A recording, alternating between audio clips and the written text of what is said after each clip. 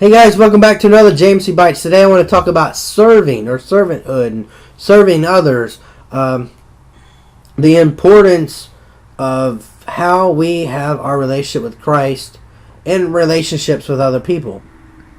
One of those gifts is serving, and we all have the gift of serving in different magnitudes. As 1 Peter 4:10 says, as each has received a gift, use it to serve one another as good stewards of God's varied grace. In other words, the word steward means someone who's been given gifts in your life. And what are these gifts? It could be just about anything. Some people are really smart with math. Some are really good with English. Some, have different traits from school, jobs, anything that you have, any kind of thing. Some people could sing. Some people could dance. And this is why I said in another video about worship, which you'll see later. It's kind of the same about when John in chapter 13 verses 12 through 14.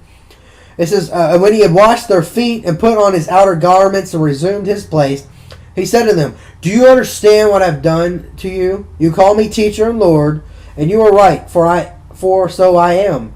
If I then, your Lord and teacher, have washed your feet, you should also wash another's feet. So in other words, everything we see about what Christ has done is an example of what we're supposed to do for other people.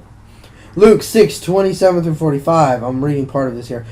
But I say to you who hear, love your enemies, do good to those who hate you, bless those who curse you, pray for those who abuse you.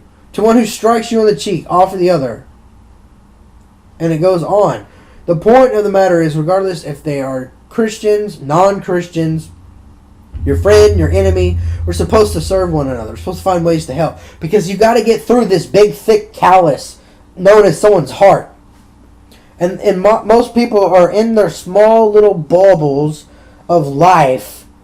And they don't let anyone else in. And they want to hide themselves behind whatever it is that they're involved in.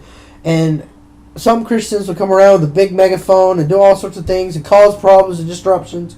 But if you want to break through all this pain and sickness and sin that people's doing, you got to sometimes serve them. And that means you have to have a servant's heart. To have a servant's heart, you must have love. Love above all things.